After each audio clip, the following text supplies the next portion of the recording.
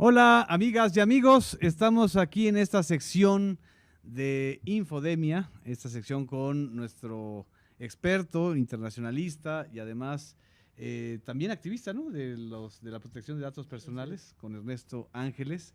La semana anterior nos dio una introducción a varios temas de la conceptualización de inteligencia artificial y el uso de esta inteligencia tanto para prevenir como para generar redes sociales, no solamente infodemia en redes sociales, sino para curar las redes. Pero no puedo, perdón, Ernesto, y a todos los amigos y amigas, dejar de mencionar esto. El día de ayer, un servidor subió un video del huracán Hanna, que está derribando una parte del muro fronterizo entre México y Estados Unidos, en la parte de Tamaulipas. Y bueno, resulta que por ese video que un servidor subió, se molestó un sitio llamado Breitbart News. Breitbart News, que es el sitio generador de fake news más importante de Estados Unidos desde la etapa de Donald Trump, ahora dice que yo generé infodemia. ¿Tú qué crees? Bueno, resulta irónico, ¿no?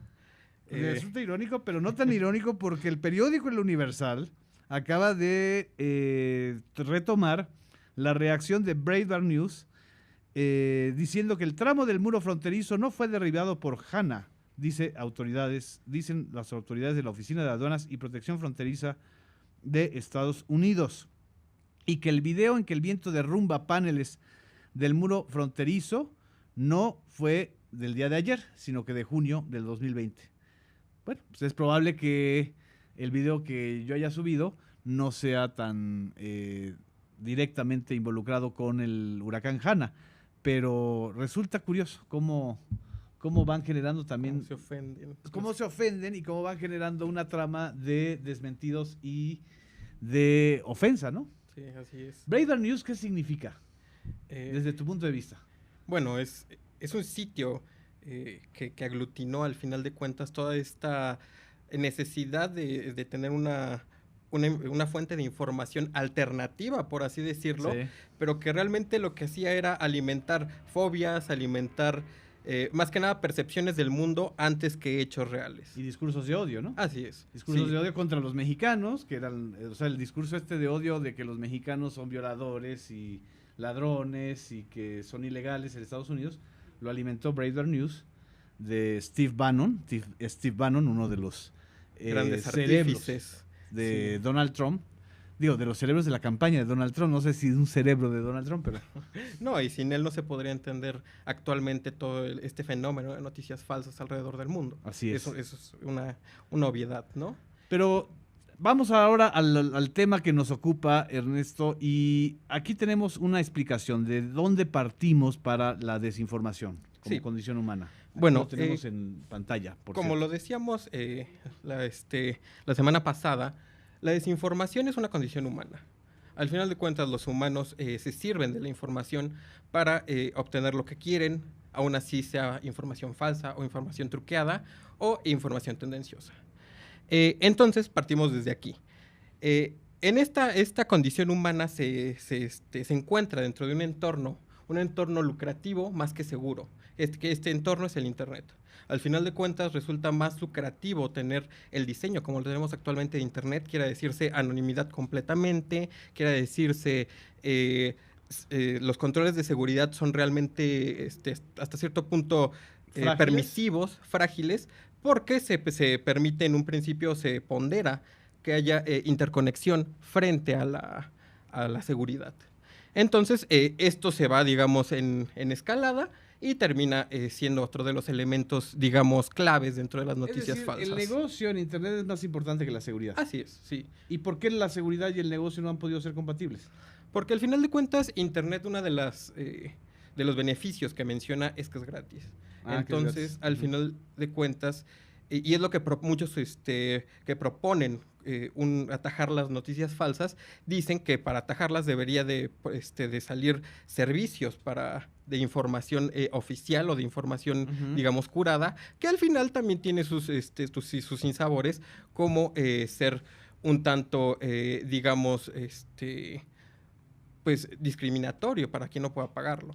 Ah, ok, o sea que excluyeras a todos los que no pueden tener acceso al Internet sería una medida segura, pero discriminatoria. Así es.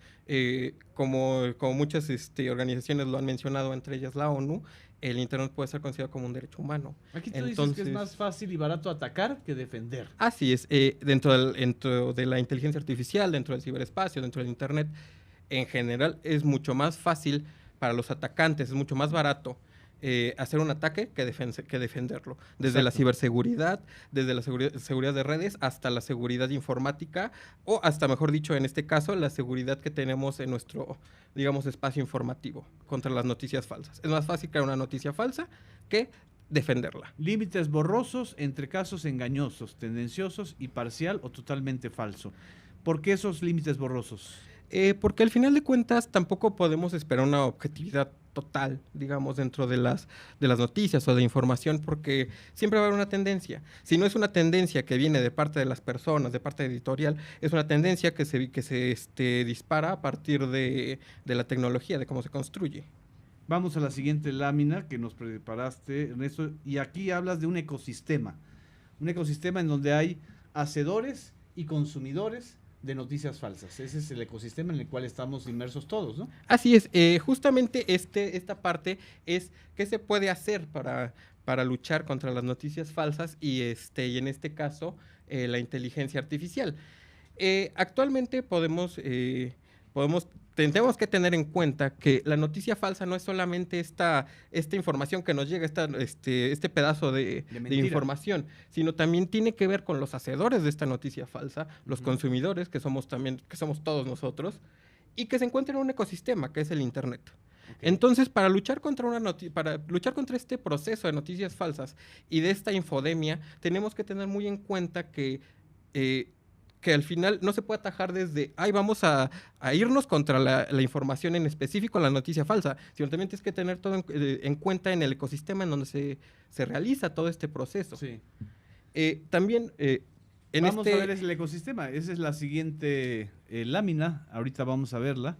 Una lámina bastante completa y compleja, pero la vamos a analizar en todos sus elementos que estás planteando. Hay 3 elementos: el económico, el social y el tecnológico. Así es. ¿El económico está basado en qué?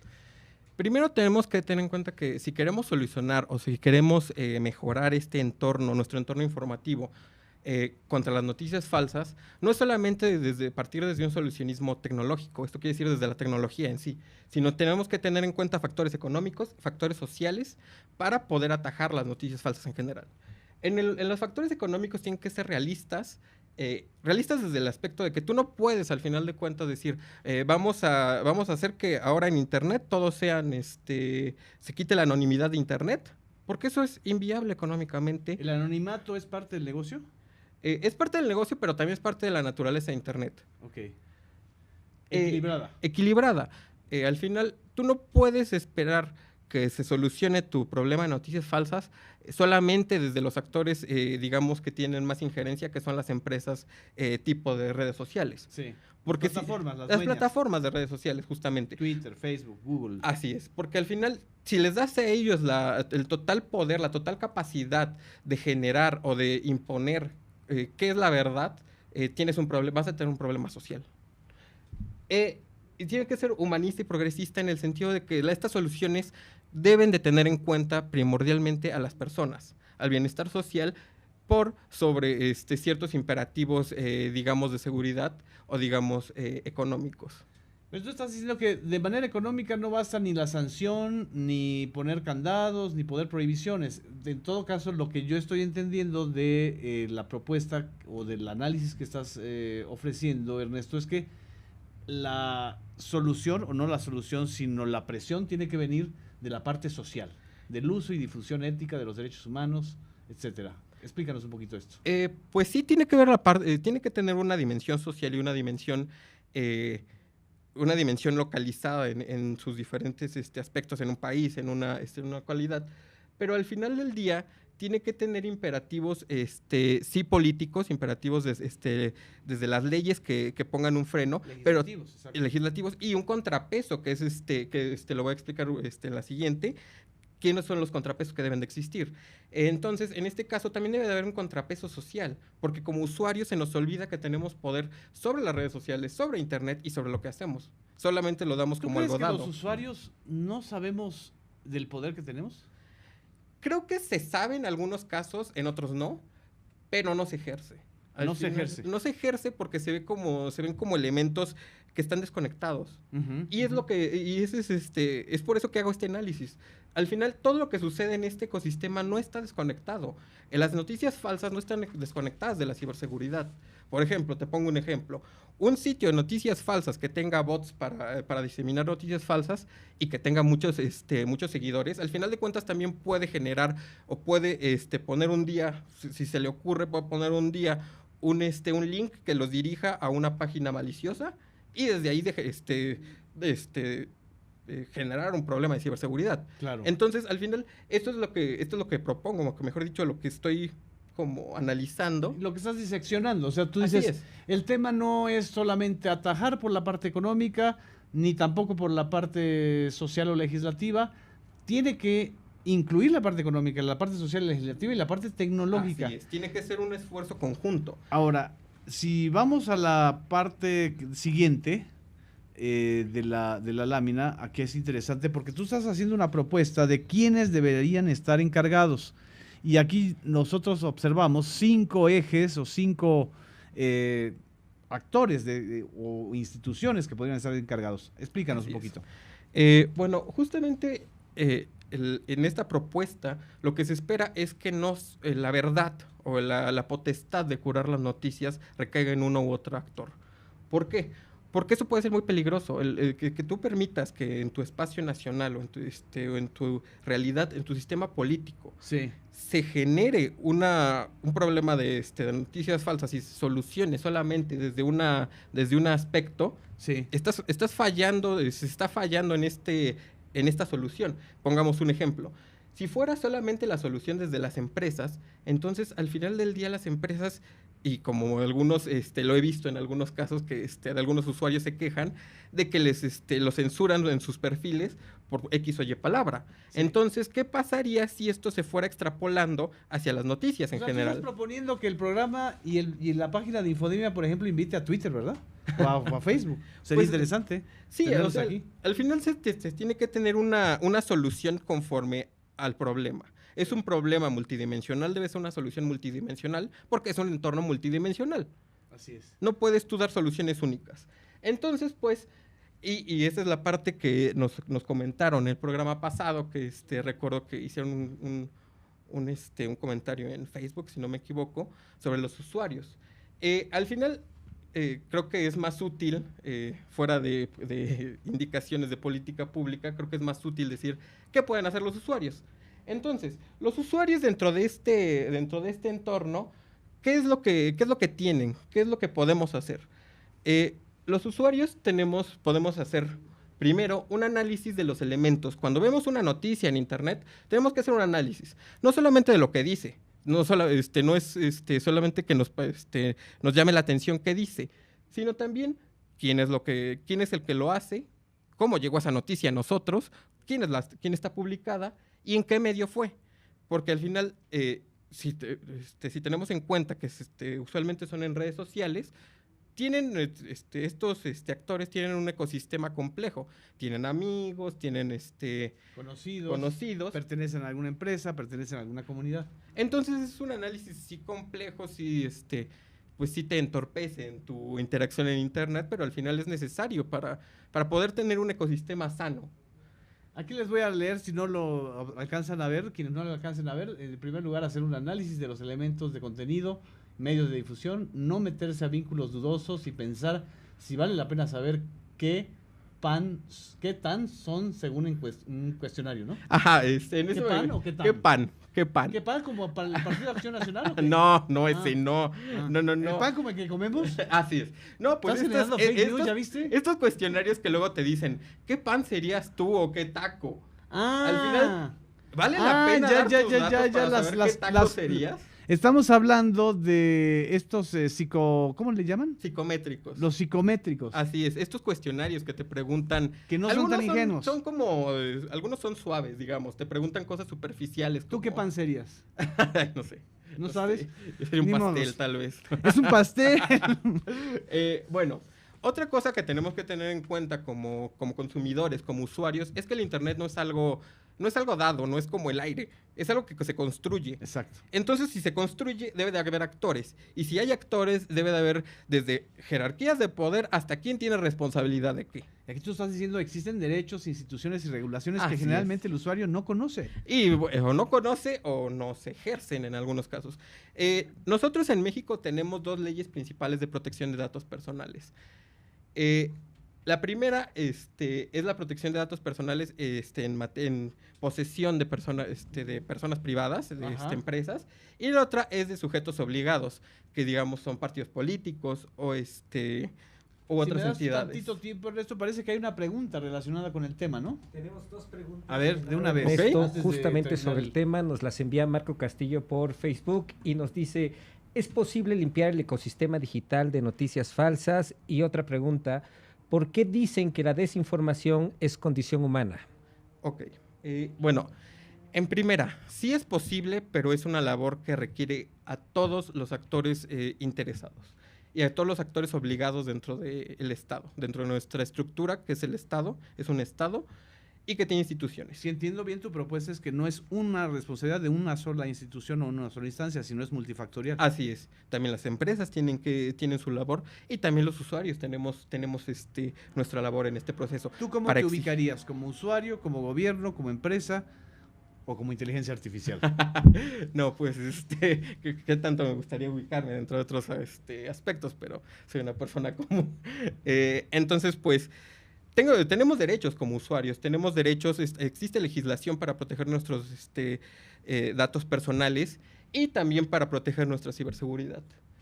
Y por otro lado, la desinformación es una condición social porque al final de cuentas, desde antes que existiera el Internet, desde antes que existiera la inteligencia artificial, existían los chismes, existían las mentiras, existían todos estos artilugios de información, estos artilugios humanos para lograr cosas. Sí.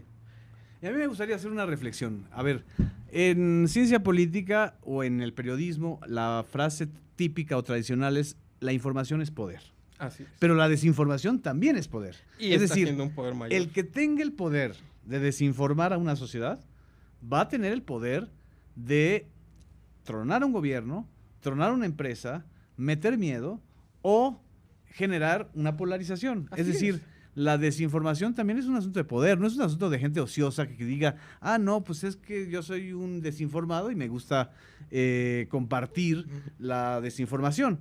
No, las estrategias digitales contemporáneas tienen que ver con cómo sembramos la desinformación, porque eso te da poder.